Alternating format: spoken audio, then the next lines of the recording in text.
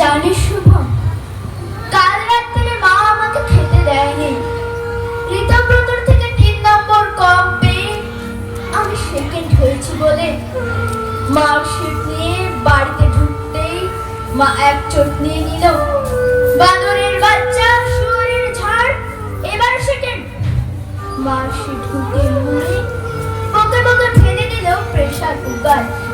গালে ব্লিচ, চোখে মাস্কারা ছিল বলে ভূতের মতন দেখাচ্ছিল।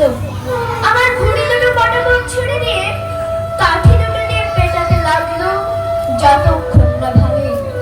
বিকেলে অফিস ফেরত বাবা এলে মা বলল, ছেলেকে নিয়ে তুমিই থাকো বাড়িতে, আমি বাপের বাড়ি চলে যাচ্ছি। আমি ঘুমানোর ভান করে শুয়ে ওদের কথাগুলো শুনছিলাম। টেন্ডেলের ময়গুলো ছেড়ে দিল, ভেঙে দিল টয় গানটাও। শুভ, আমি বোধহয় কোনোদিনও ঋতব্রতকে টপকাতে পারবো না। তুই ঠার হয়েছিস বলে নিশ্চয়ই বাড়িতে পিটুনি খেয়েছিস। শুভ, রেজাল্ট বেরোনোর দিন আমার যে কি ভয় করে তোকে বোঝাতে পারবো না। আরো ভয় করে মা যখন স্কুলে গিয়ে চ্যালেঞ্জ করে খাতা যাচাই করে ফিরে আসে। ও কিভাবে যে বাড়িতে ঢুকি। শুভ, ওই 3 নম্বরের ভাড়া যদি না কাটে আমার সামনে কোনো রাস্তাই খোলা নেই। আমাকে নিয়ে বাবা মার মধ্যে সুখ নেই, ওদের মধ্যে কথাবার্তা বন্ধ। আমাকে নিয়ে মার সঙ্গে ঝগড়া, মাস্টার মশাইয়ের সঙ্গে ঝগড়া। ওসবের মধ্যে আমি দোষী। শুভ, তুই জানিস ওই 3 নম্বর বাড়ানোর উপায়?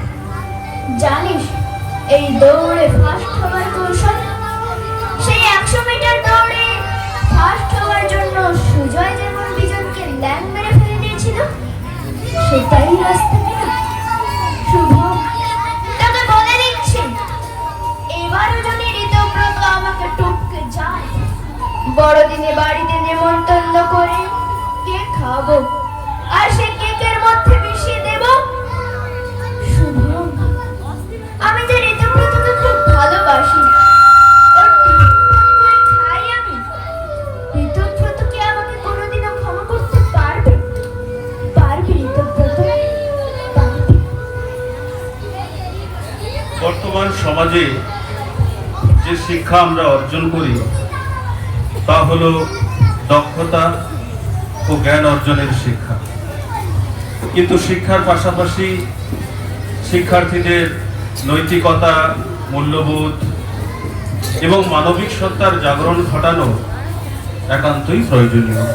আমাদের রাজ্য তথা দেশের বেশ কিছু শিক্ষা প্রতিষ্ঠানে শিক্ষক শিক্ষিকাগণ পড়াশোনার পাশাপাশি শিক্ষার্থীদের সন্তান স্নেহে আগলে রেখে নৈতিকতা, মূল্যবোধ ও মানবিক সত্তার জাগরণের আপ্রাণ চেষ্টা করেন।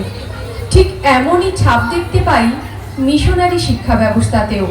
পরবর্তী আবৃত্তি পরিবেশনায় আমরা শুনব এই মানবিক সত্তার বহিঃপ্রকাশ।